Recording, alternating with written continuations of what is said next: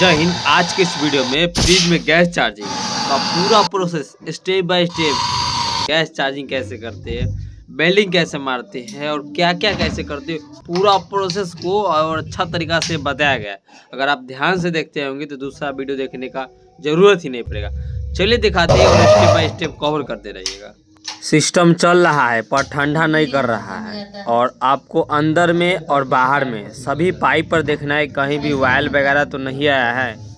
और अच्छा तरीका से मतलब बारीकी से देख लेना है। उससे पहले आप इस सब ट्रे को खोल कर भी देख सकते हैं कि कहीं वायल वगैरह कहीं आ नहीं गया है। कूलिंग चेम्बर में कभी कभी कस्टमर लोग बर्फ़ निकालने के लिए छेद वगैरह कर देते थे। इसको देख लेना कि कहीं भी इसको छेद तो नहीं ना किए हैं। और इसको ये जो भी पाइप है जहाँ कॉपर का हो चाहे लोहा का, सभी को अच्छा तरीका से पहले देख लेना है। पहले वेल्डिंग नहीं करना है, पहले आपको कैपिलरी जो पतला वाला पाइप होता है उसको यहाँ से तोड़ना है। पिलास से काट दीजिएगा तो मुंह दब जाएगा, गैस उसी में रह जाएगा। इसको नोच पिलास के माध्यम से इसको ऊपर नीचे करने पर ये टूटता है, ताकि उसमें होल बना रहे, इसमें जो भी थोड़ा बहुत प्रेशर है वो बाहर निकल जाए। उसके बाद कैपिलरी के बगल में जो फिल्टर होता है, अगर उसमें इस प्रकार से पाइप लगा हुआ है तो उसको भी काट देंगे, नहीं तो उसके जड़ से काट देंगे। अगर इसमें जो भी प्रेशर है, सिस्टम में कोई प्रेशर नहीं होना चाहिए, इसीलिए, नहीं तो वो हादसा का कारण बन जाता है।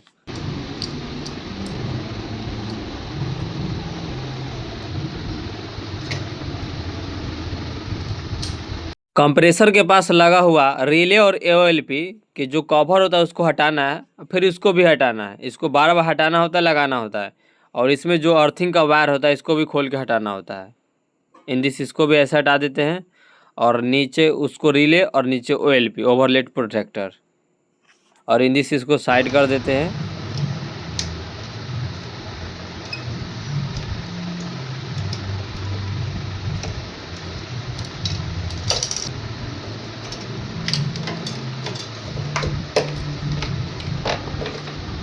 यहाँ से गैस चार्जिंग होता है। वहाँ पे कभी कदाल अगर काम किया हुआ है तो कुछ इस प्रकार से, चाहे वहाँ पे एनआर भी लगा हुआ रहता है, जो जिस प्रकार से जो टायर में हवा भरती है उस प्रकार जो सिस्टम लगा हुआ रहता है, आगे आपको देखने को मिलेगा। और नहीं तो उसको ऐसा है तो उसको तोड़ता दीजिए और कैपिलरी को वहाँ से काट दिए, उसको अच्छा तरीका से एक साइड करना है। कोई डिस्टर्बिंग नहीं होना चाहिए। और चलिए आगे देखिए फिर क्या होता है। ये जो पाइप है लोहा में लोहा कनेक्ट है, ये इसके बॉडी से होगा, थोड़ा उस साइड से निकला हुआ रहता है। यही माइंड को लगा कि बहुत ही बड़ा सिस्टम है, ऐसा कोई बड़ा सिस्टम नहीं होता है। इसको ऐसे करके हम बाईपास कर दें ताकि यहाँ पे काम करने प्रॉपर हो और अच्छा तरीका से। ये देखिए, इसको भी तोड़ के हम हटा देंगे। अगर इस प्रकार से है, अगर काम हुआ होगा तो कितना मैकेनिक हटाते कितना नहीं हटाते, मगर हटा दीजिएगा तो परफेक्ट रहेगा, ताकि काम में कोई डिस्टर्बिंग ना आए और काम मतलब लॉन्ग लास्टिंग तक ला ये काम का रिजल्ट रहे।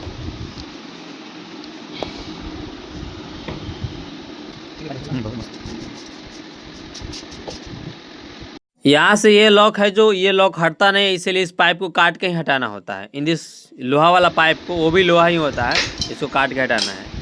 अब इसमें स्रेस मार देना है, और नहीं तो अगर फाइल है तो फाइल मार देना है। अब चला के प्रेशर चेक कर लेना है, कंप्रेसर के पास प्रेशर है कि नहीं है।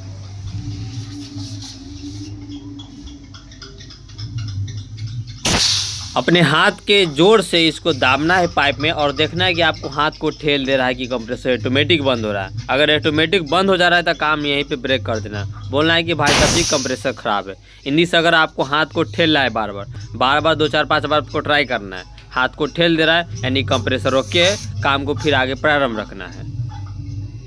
अगर आपके दाबने से कंप्रेसर बंद हो जा रहा है तो कंप्रेसर पंप लेस हो गया, यानी पंप उसका डाउन हो गया है, यानी पावर वो खो दिया है। काम को ब्रेक कर देना। अगर ठेल दिया आपको हाथ को तो काम को आगे बढ़ाना है। यहाँ पे फिल्टर कनेक्ट होता है, तो फिल्टर कनेक्ट करने के लिए डायरेक्ट लोहा में वेल्डिंग मारेगा तो परफेक्ट नहीं मराएगा। इसके लिए आपको ये क्वार्टर के पाइप को फिट करना है। अगर होल मैच कर गया तो डाल देंगे, अगर होल मैच नहीं किया तो स्वेजिंग टूल्स और फ्लेनिंग टूल से इसको फैलाएंगे। इसको अच्छा तरीके से फैला कर देखेंगे। ये स्वेज करने वाला है, वो फ्लैट ट्यूब्स है, ठीक ना। तो इसमें डाल के इसको मतलब इसका आयत को बढ़ाएंगे, और नहीं तो नोच पिलास से भी हो जाता है। या अगर काम करते तो आपके पास टूल्स तो होना चाहिए। देखिए कुछ बड़ा ही हो गया है, तो इसके लिए हमको इस साइड से करके और इस साइड से हम ढुकाएंगे, आपको दिखाने के लिए हम बताएं। और इस साइड से परफेक्ट इसमें ये फिट हो जाता है। इसको फाइल मार देंगे तो ये बहुत ही मस्त तरीका से, ये देखिए कितना मस्त हो गया। अब इसमें इसको ज्वाइंट करना है। शैम्पू और पानी स्पंज के माध्यम से यहाँ पे एक लीकेज चेक कर लेना है कि यहाँ पर जो लॉक है यहाँ से कहीं ना गैस निकल तो नहीं ना गया है। यहाँ पे देख लेना है कि जो भी सिस्टम था और प्रेशर वहाँ दाब के। अच्छा चलिए इसको वेल्डिंग करते हैं। ये एलपीजी हुआ वो रड हो गया। इसको इस प्रकार से करते हैं तो इसको मेन ये होल में होना चाहिए, 20 सेंटर में होगा तभी वो कैन में फंसता है। और कैन में फंसने के बाद ये टॉर्च को हल्का सा रिमूव करेगा तो ये परफेक्ट तरीका से बैठ जाता है। और इन दिस इसको अब देखिए वेल्डिंग मारते हैं। वेल्डिंग मारने का भी तरीका बहुत ही आसान है, पर ध्यान से देखिएगा, ज़रूर सीख जाइएगा। चाहे किसी भी हम सिस्टम में वेल्डिंग मारेंगे तो सिस्टम में ना कोई प्रेशर होना चाहिए, ना गैस, ना नाइट्रोजन, ना कोई सिस्टम में गैस नहीं होना चाहिए, तभी आपको वेल्डिंग मारना है, नहीं तो वो फट जाता है। अब आपको जहाँ पे हम लोग यहाँ पे एनआरबी फिट करेंगे, इसको जब तक ये पूरा लाल नहीं होगा तब तक ये नहीं निकलेगा। आपको ये ध्यान रखना है, समय और वेट करना पड़ेगा, साथ में ध्यान रखना पड़ेगा पूरा, जब तक प्रॉपर तरीके से लाल नहीं होगा। एक साइकिल का स्कोप जरूर रखना है अपने टूल्स में, और उसके माध्यम से और नोच प्लास के माध्यम से खींचने की कोशिश करना है। अगर देखिए उसको हिला दीजिएगा तो ये टूट जाएगा, और टूट जाएगा तो घबराइएगा मत, ठीक है ना। टूट जाएगा तो घबराना नहीं है, उसको और हीट करना है, उसके अंदर से ये नोच प्लास से निकाल देना है, निकल जाता है, ठीक है ना। और नहीं निकलता है तो इससे पतला भी पाइप आता है, उसको डाल देंगे। और इसको बोलते हैं एनआरबी, इसका जो है भॉल्पिन अंदर से निकाल देंगे, नहीं तो ये बरक जाएगा अगर वेल्डिंग मारेंगे तो।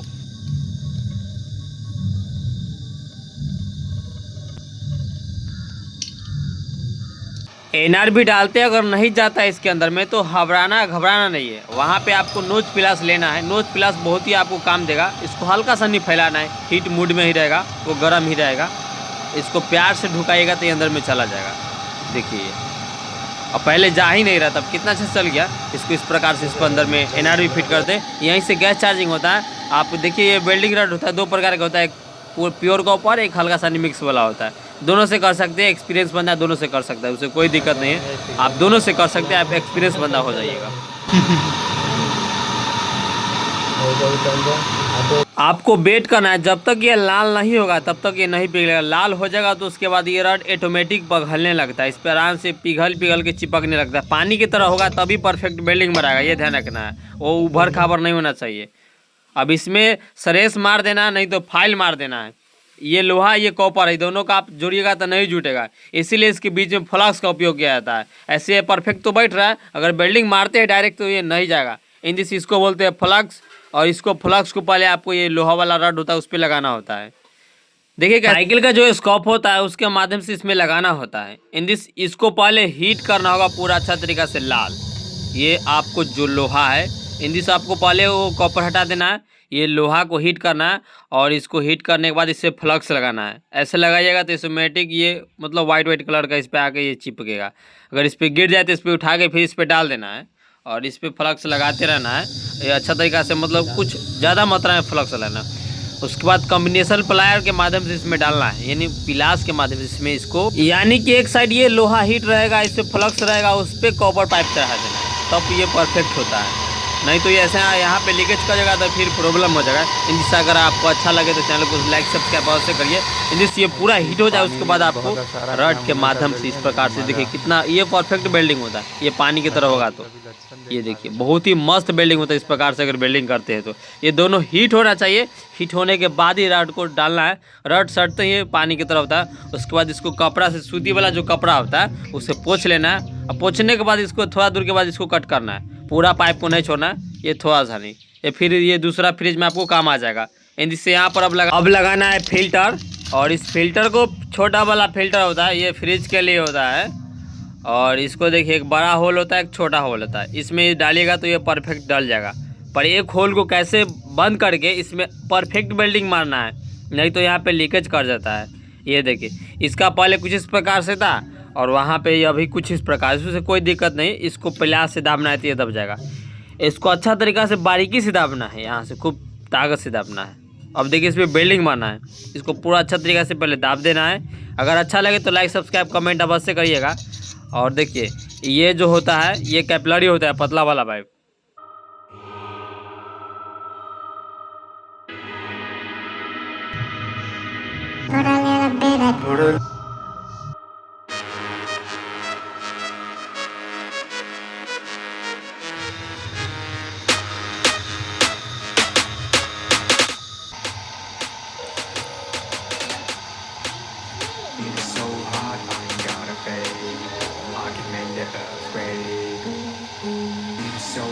इसको बेल्डिंग मारते समय ये उड़ जाता है, तो इसको नोच प्लास के माध्यम से दाब देने पर दब जाता है और इसको चारों तरफ से बारीकी से बेल्डिंग मारना है। यहाँ से भी लीकेज होने का संभावना होते रहता है, इसलिए इसको परफेक्ट बेल्डिंग मारना है। रट जाए बेसी तो जाए, काम परफेक्ट होना चाहिए। और इसको लगा के अब चेक कर लेना है कि भाई साहब जी कहीं से लीकेज तो नहीं हो रहा है। जहाँ जहाँ बेल्डिंग मारे चालू कर देना है। अब देखिए यहाँ पे इसको शैम्पू वगैरह से, इसको स्पंज के माध्यम से, स्पंज ना हो तो कपड़ा के माध्यम से हो जाता है। यहाँ पर भी जहाँ जहाँ भी ज्वाइंट किए, एक यहाँ पर, एक यहाँ पे और एक अभी नीचे है, इंडिस इसको भी चेक कर लेना है।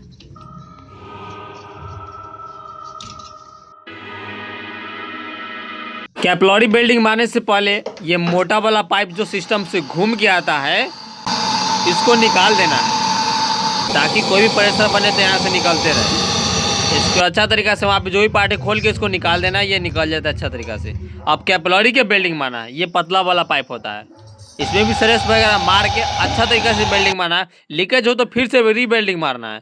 बाकी देख लेना अच्छा तरीका से भाई साहब जी, लीकेज न होना चाहिए। आइए देखते फिर आगे क्या करते हैं।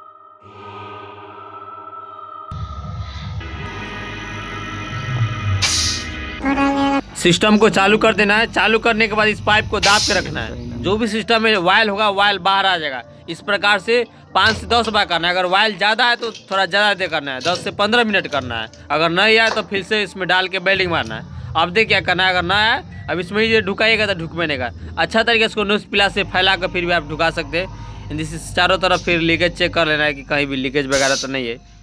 इसको बेल्डिंग मारने से पहले आपको लीकेज देख लेना है कि यहाँ पर लीकेज है या वहाँ पे जो भी ज्वाइंट किए उसको ज्वाइंट को चेक कर लेना है।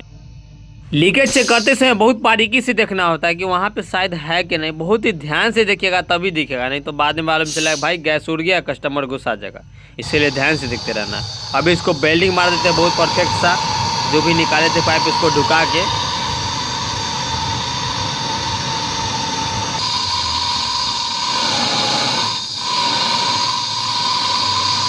देखिए, जब लाल हो तभी बेल्डिंग मराए। ध्यान में रखे कि आप लोग के जब पूरा परफेक्ट लाल हो जाएगा तभी ये रड पिघलेगा और परफेक्ट सा बेल्डिंग बनाएगा।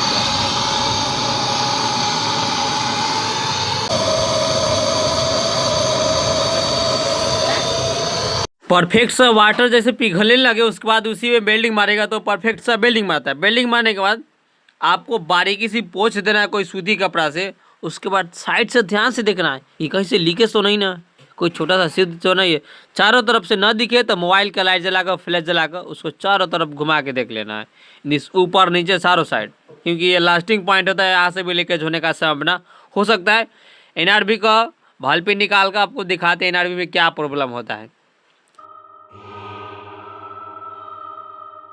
ये जो भलपिन होता है जो इस प्रकार से साइकिल में चाहे वो गाड़ी में निकलता है उसी प्रकार से वो भलपिन खराब था। इस भलपिन को लगा देना है। वो जो टोपी वाला था उसी से पीछे के माध्यम से कसने पर ये कसा जाता है।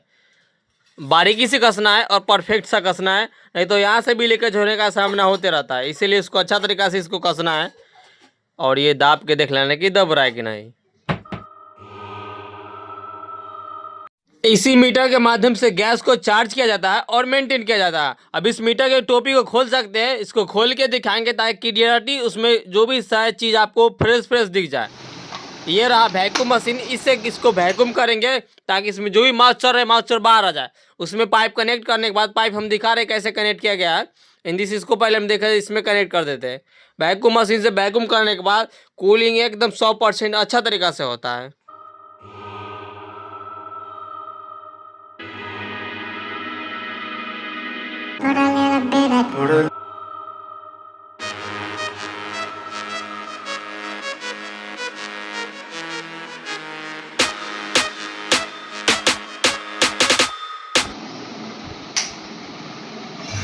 वैक्यूम मशीन से जो पाइप आएगा वहाँ पे मीटर के एक आगे वाला जो नोजल कसते उसके जस्ट सामने वाला में कसेगा, निचला भाग से कस के वो सिस्टम में कसाएगा।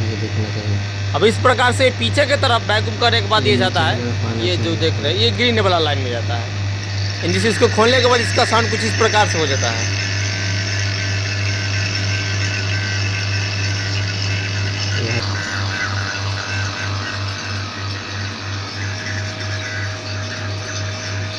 वैक्यूम तो 5 मिनट में ही हो जाता है, पर इसको 20 मिनट से 30 मिनट करने पर ये परफेक्ट सा कूलिंग एकदम 100% के साथ में लेकर आता है। इसको इस प्रकार से सिस्टम में कसा गया है यहाँ से, और जहाँ जहाँ बिल्डिंग है वहाँ पे देखिए कुछ इस प्रकार से एकदम फ्रेश वाला बिल्डिंग है।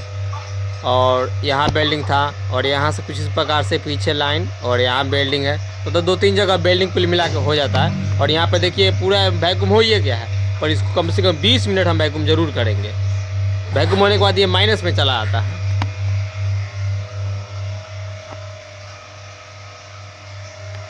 वैक्यूम मशीन इतना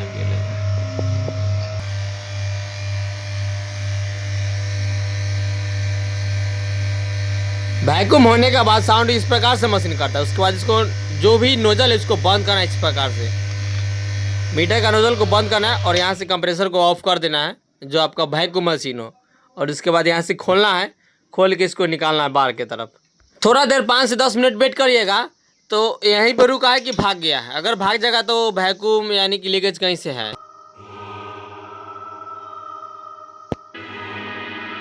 कंप्रेसर पर यहाँ पर 134 लिखा हुआ है। हर सिस्टम पे अलग अलग गैस होता है। यहाँ पे 134 नंबर गैस है, और यहाँ पर भी स्टिकर वगैरह पर भी डिनोट किया होता है इस सिस्टम में कौन सा गैस है। जो सिस्टम में गैस रहेगा वही गैस डालेंगे।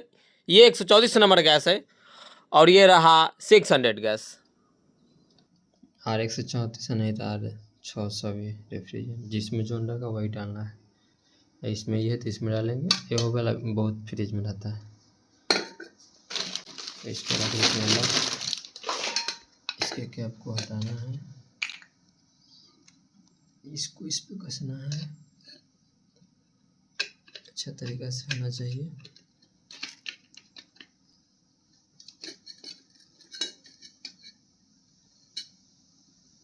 इसको जरा चालू करके देख लेना है कि कैसा आ रहा है। ओके। अब यहाँ पे जो भी चार्जिंग लाइन है उसको इसमें कसना है जो सिस्टम से कनेक्ट किया गया है। अच्छा तरीका से इसको टाइट करना है। हाथ से ही, प्लास से करिएगा तो कोई दिक्कत नहीं, कर सकते। नॉर्मल से ही टाइट करेगा, प्लास से नॉर्मल, हाथ से फुल टाइट करना है, ऐसे करना है, ठीक है ना। अब देखिए अब यहाँ से इसको एयर निकालना होता है। अभी ये माइनस में, ये कुछ समय तो ही है जब तक काम करते तब तक। अभी ये माइनस में ही वहाँ पे, यानी कि सिस्टम में कोई लीकेज नहीं है। और यहाँ पे इसको पहले खोलना है, ज़मीन पे इसको लेटा देना है। लेटाने के बाद यहाँ से इसको थोड़ा सा नहीं, जो पाइप में इसमें जो भी मॉइस्चर है वगैरह हवा, इसको बाहर निकाल देना है। ये देखिए यहाँ से खोलने के बाद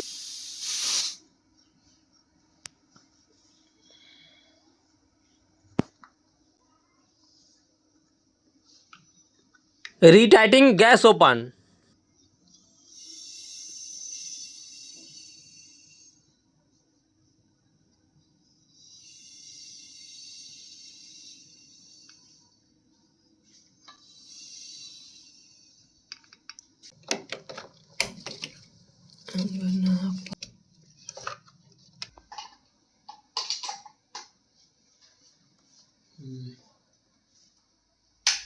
थोड़ा सा गैस डाल के सिस्टम को चालू करके फिर देखना है कि वहाँ पर कूलिंग कैपेसिटी क्या है। फिर आगे धीरे धीरे गैस को उसमें डालते रहना है।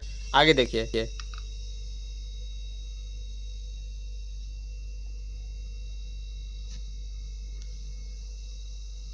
पीछे वाला पाइप कंडेंसर को छू के देखना है कि वो हीट कर रहा है कि नहीं। थोड़ा थोड़ा हीट करेगा यानी कि सिस्टम सही से वर्क करने लगा है। और फिर धीरे धीरे गैस को आगे बढ़ाते रहना है। इसका बैक प्रेशर होता है 12 से 15 PSI होता है। ये छोटा वाला मीटर में आपको दिखाने की कोशिश कर रहा है, ये बड़ा वाला मीटर में आपको थोड़ा बहुत न समझ में आया, पर छोटा वाला मीटर है बहुत ही परफेक्ट तरीका से इसमें दिखने। ये जो है पीछे की तरफ नहीं जाना चाहिए। अगर पीछे जा रहा है यानी कि सिस्टम चौकिंग कर रहा है। चौकिंग का सिस्टम हो जाता है। गैस डालते का ये मतलब घटते गया था, यानी कि आपका सिस्टम कहीं चौक हो रहा है।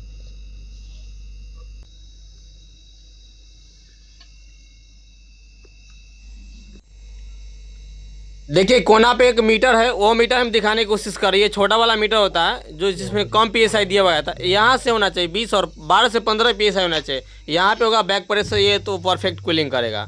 इधर माइनस आ जाएगा, और यहाँ पे, और यहाँ से थोड़ा सा ऊपर आगे यहाँ तक ला होना चाहिए इसका बैक प्रेशर, नहीं चलते में।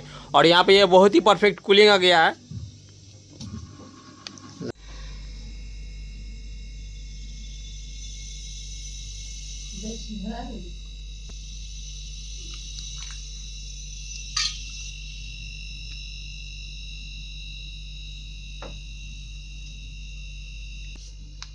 गैस मेंटेन होने के बाद केन के भाल्व को ऑफ कर देना है। ऊपर की तरफ ये कैन के भाल ऑफ होता है। उसके बाद थोड़ा बहुत जो भी गैस में यानी पाइप में जो गैस है उसको अंदर की तरफ जाने देना है, वो चला जाएगा। उसके बाद आपका प्रेशर मेंटेन अपना कर लीजिएगा अपने मतलब मीटर के अनुसार, गेज के अनुसार 12 से 15 पीसाई रखना है। और ये बहुत ही परफेक्ट यहाँ पर हो गया, ये बड़ा वाला मीटर है। और यहाँ पे आप वो मीटर में जो देखे थे उस प्रकार से अपना कर लीजिएगा। और इन दिस इसका जो भी एम्पियर वगैरह सभी परफेक्ट ले रहा है और हीटिंग भी बहुत ज़्यादा कर रहा है ये कंडेंसर। और कूलिंग चैम्बर को ज़रा देख लेते। और यहाँ से इसको खोलने के लिए इसको खोलेंगे तो ये खुल जाता है इस प्रकार से।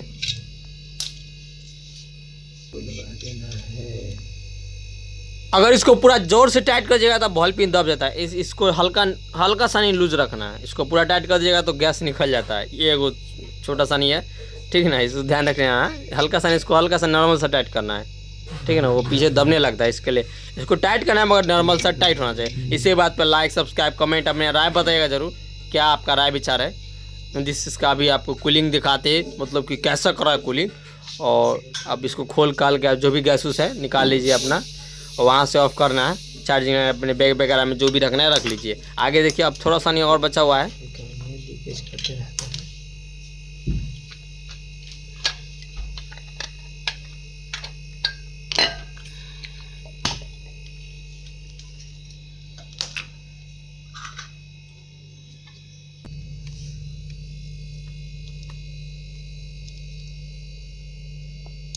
जो भी पार्ट जहाँ से आप खोले उसको वहाँ कस दीजिए। कैपेसिटर लगा हुआ है रखने वाला तो रख दीजिए, और कसने वाला तो उसको कस दीजिए। हर एक फ्रिज में मतलब कैपेसिटर थोड़ा अलग होता है, पर गैस चार्जिंग का सिस्टम यही होता है, ठीक है ना, चाहे पुराना हो चाहे नया हो, इसी प्रकार से होता है। अगर 34 नंबर गैस है तो 12 से 15 पीस रखेंगे। अगर 600 है 600 है तो उसमें 0 पीस रखेंगे। यानी हल्का सा नहीं उसमें गैस डलाता है। इसका जहाँ से भी नोट खोले तो उसको टाइट कर देंगे अच्छा तरीक़ा से, ताकि ये परफेक्ट हो जाए। और इन दिस ये वाटर ट्रे, इस वाटर ट्रे भी को भी अच्छा तरीक़ा से इसको परफेक्ट तरीक़ा से टाइट करेंगे। कस्टमर खुश रहे, देखने में बढ़िया लगे। कोई पाइप अच्छा तरीक़ा से कहीं भी टच नहीं होना चाहिए, उसको थोड़ा बहुत आगे पीछे एडजस्ट कर देंगे, हो जाता है वो सब। और देखिए यहाँ पे थोड़ा बहुत हम क्या प्लास्टिक इसमें लगा दिए, कोई पाइप कहीं सटना नहीं चाहिए, ध्यान रखना है। और इसको थोड़ा बहुत आगे पीछे करके मैनेज कर देंगे। अब देखिए इसको घुमाते, इसका नज़ारा बहुत ही हमको लगता है कि बहुत अच्छा वाला चिल्ड कर रहा है। देखिए यहाँ पे हल्का इधर से लीजिए, पूरा एकदम ध्यान वाला चेक कर रहा है।